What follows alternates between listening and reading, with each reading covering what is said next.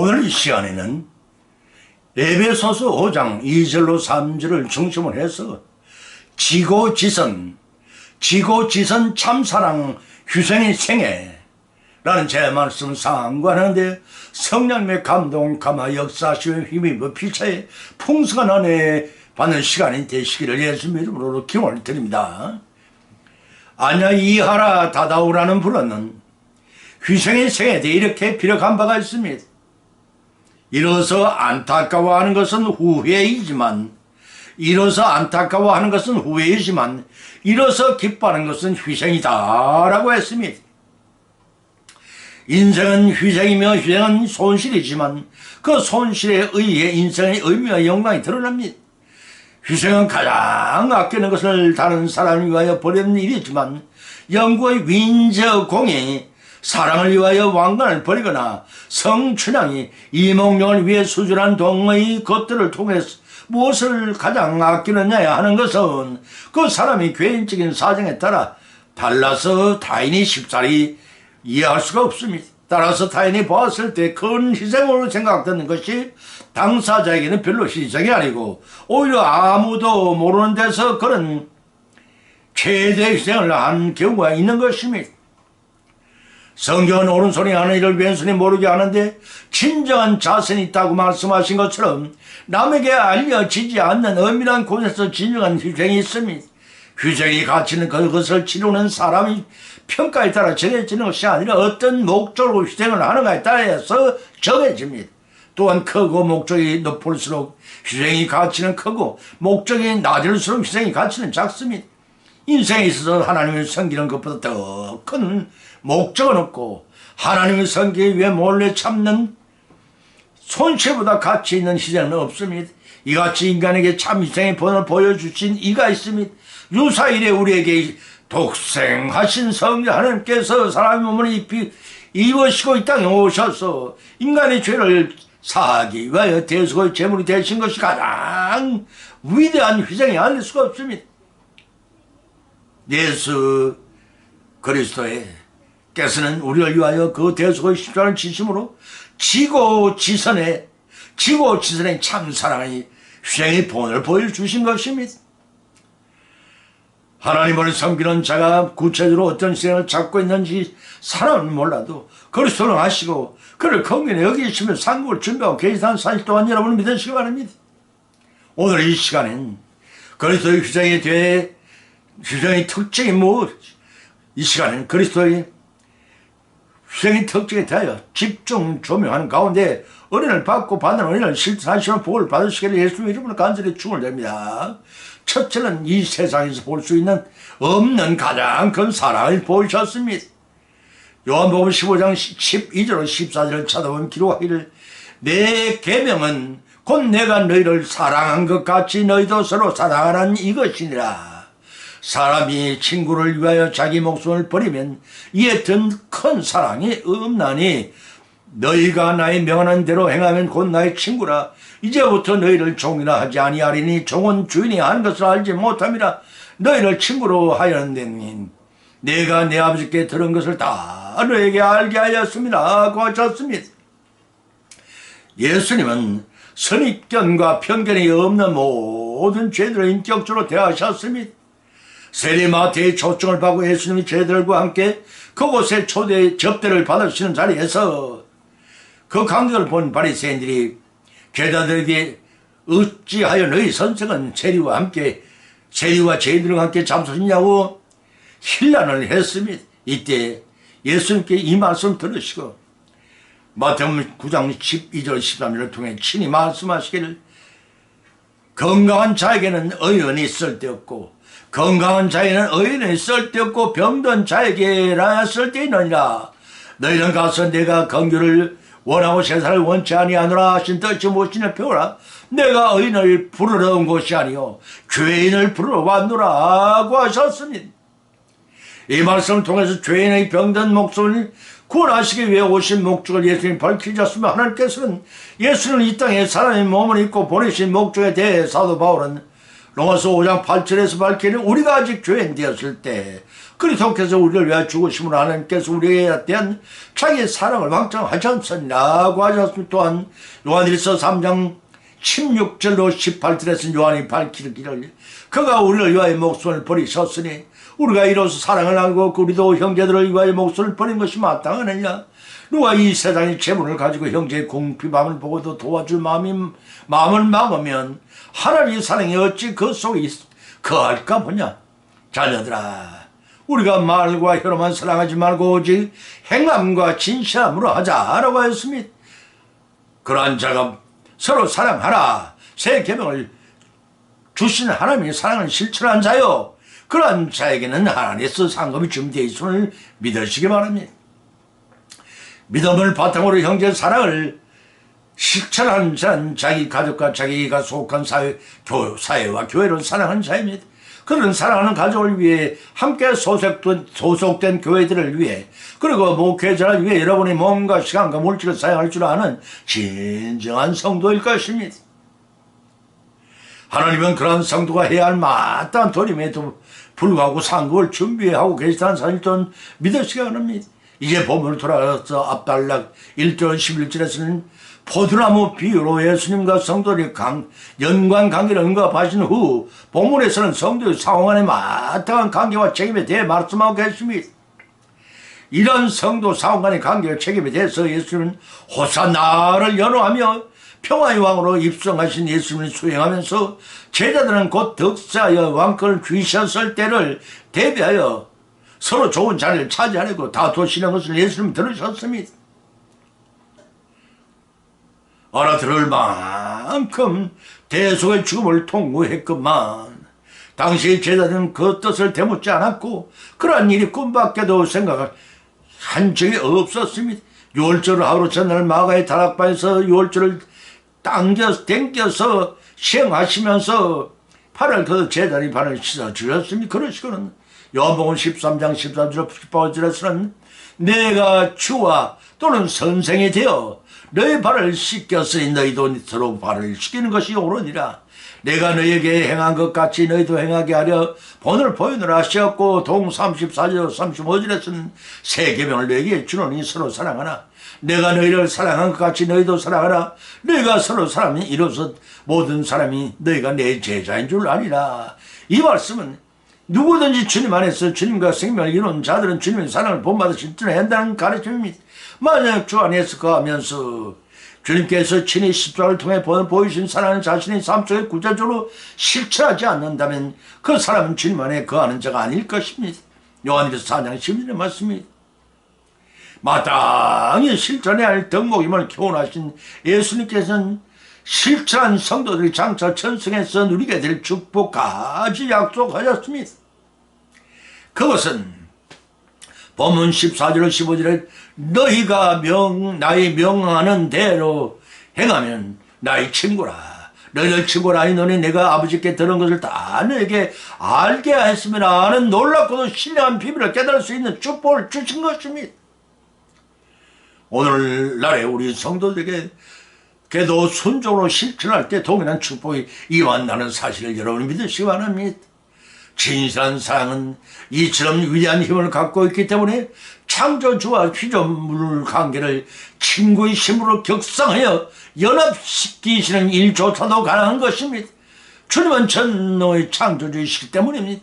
돌이켜본 본질상 선악과 범죄로 왕권을 타탄하게 바친 진노의 자녀들이었던 우리들을 하나님의 자녀로 삼아주시고 예수님 앞으로 더불어 천국의 상속자로 만들어주신 것도 긍휼히 풍성하신 하나님의 사랑으로 말미암은 것입니다.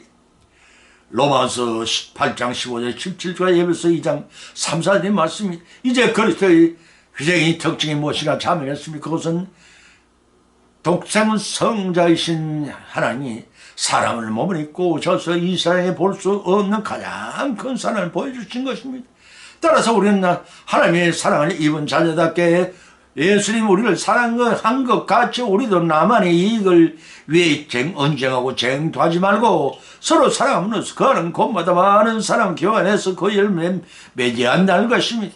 예배서 5장 1절 2절 말씀 바로 이것이 우리를 더 이상 종이 아니라 친구요 자녀로 부르신 하나님의 부름에 합당하게 행하는 바른 길임을 알고 예배소 4장 1절의 말씀입니다. 순종으로 실천하여 예배하신 하나님의 복을 다 하늘의 복을 다 벗고 누리시는 저와 여러분이 되시기를 예수님의 이름으로 간절히 축원을 드립니다.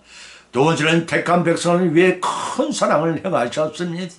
에베소 5장 2절 3절을 찾아보면 기록하기를 그리스도께서 너희를 사랑한 것 같이 너희도 서로 사랑 가운데 행하라. 그런 우리를 위하여 자신을 버리사 향기로운 제물과 생축으로 드리셨느니라.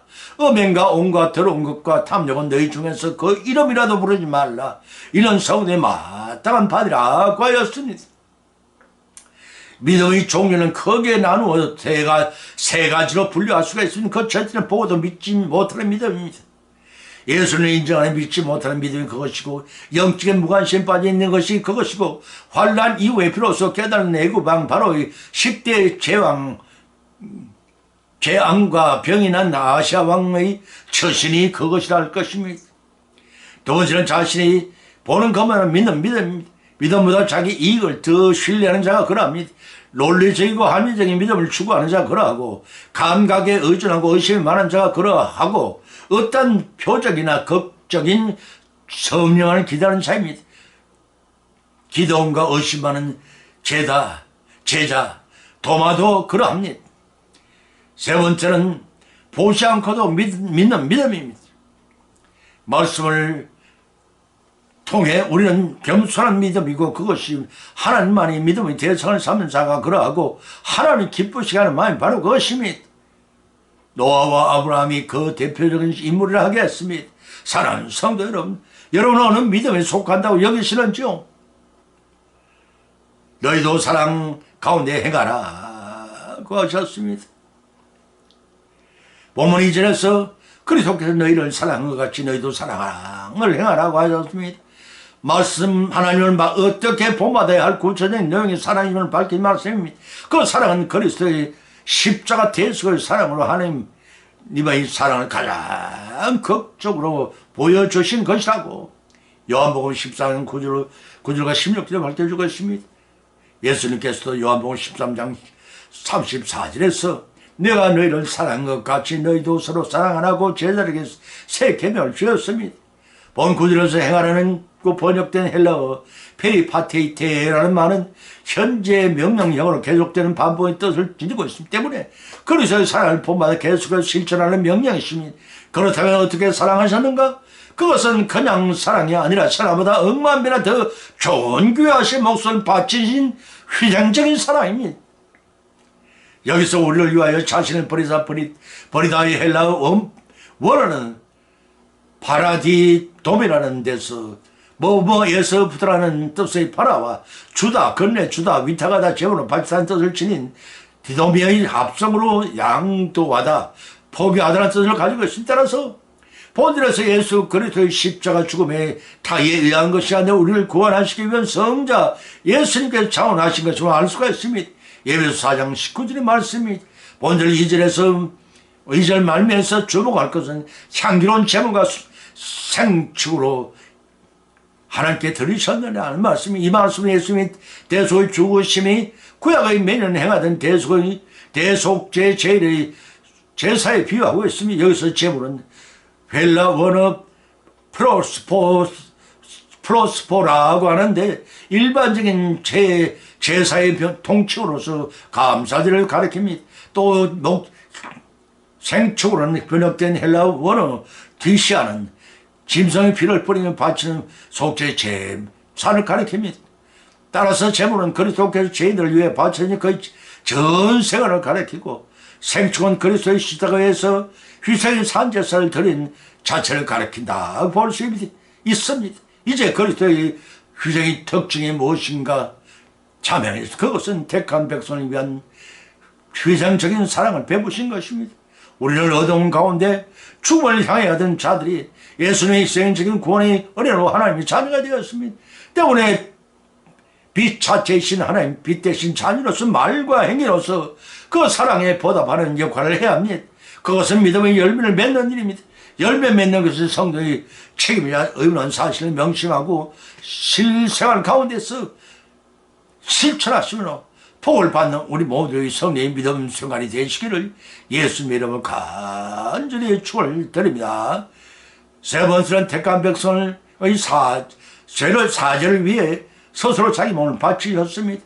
갈라디아서 1장 4절 5절을 찾아보면 기록하기를 그리스도께서 하나님이 곧 우리 아버지의 뜻을 따라 이 악한 세대에서 우리를 건지시라고 우리 죄를 위하여 자기 몸을 바치셨으니 영광이 제게 세세토록 있을지어다 아멘이라고 했습니다. 본문은 갈라디아서 1장 서두인사 말이지만 본문은 4, 5절의 말씀은 이 악한 세대에 우리를 건지시라고 우리의 죄를 사해 주시기 위해 자기 몸을 들이신 그리스도를 본을 받으라는 것이, 다시 말해서 우리가 어떠한 낭만의 길을 할지라도 주님의 길을 굳건히 따라가는 신앙의 용장이 되어야 한다는 교리입니다. 본문 4절에서 밝히기를 그리스도께서 하나님 곧 우리 아버지의 뜻을 따라 자기 몸을 들이셨으라고 했습니다. 이 말씀은 일상적인 감사를 드릴 그런 평범한 존재가 아니지라는 뜻입니다.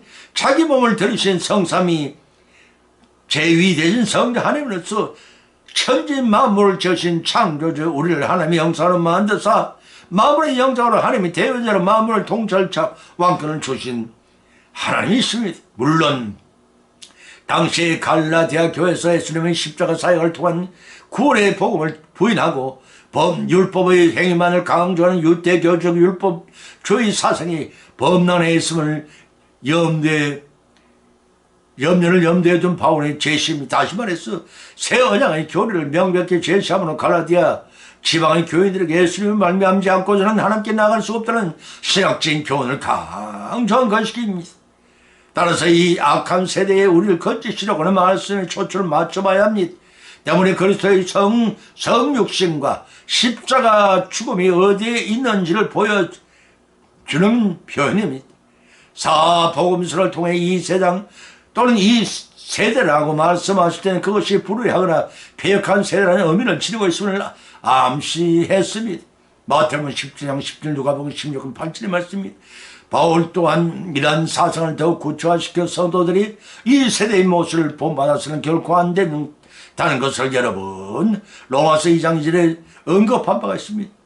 본질에서 이 악한 세대 헬라어는 tu aionos tu enesto tos 포르네루라는 말은 정확히 번역하면 존재하고 있는 이 악한 세대라는 뜻입니다.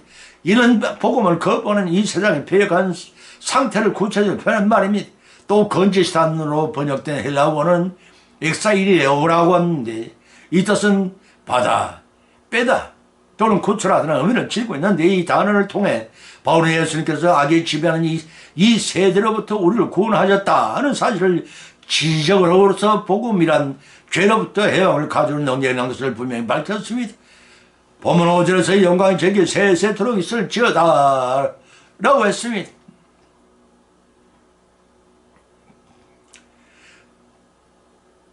사도와 우리 은혜를 베푸신 하나님을 향한 뜨거운 감사를 표현하고 있는 것입니다.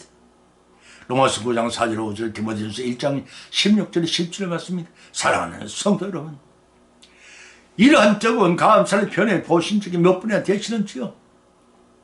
바울은 그에게는 복음 전파를 위해 닥친 역경이나 고난을 이기는 비결이기도 했습니다. 따라서 이 말씀을 통해 갈라디아 지방의 교인들에게 구원의 인간의 노력에 의해 얻어지는 것이 아니라 하나님의 독생자를 죽으시기까지 베푸신 희생적인 사랑의 은혜로 주어지는 선물이라는 사실을 깨닫고 당연히 경배해야 한다는 것입니다.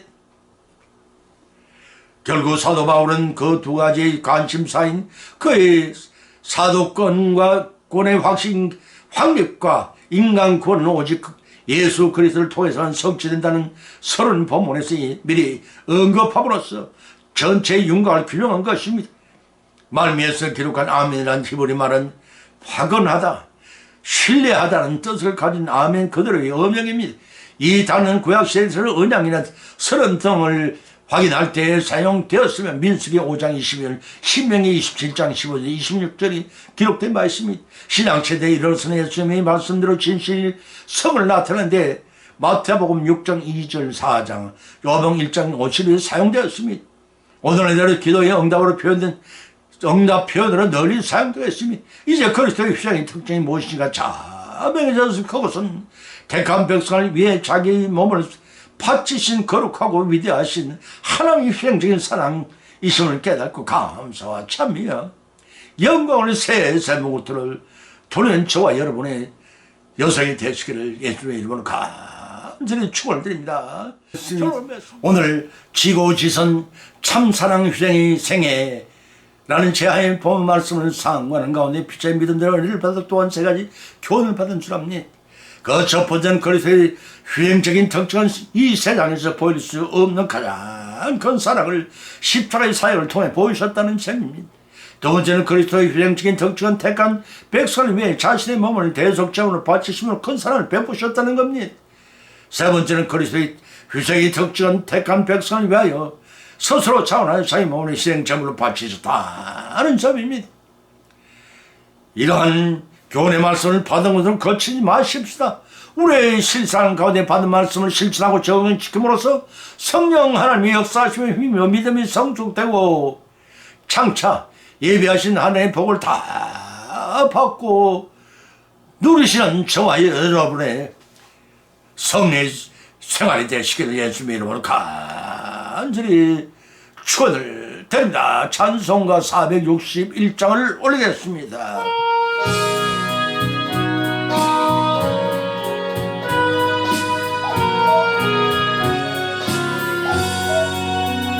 십자가를 질 수 있나 주가 물어보실 때 죽기까지 따라오리 성도 대답하였다.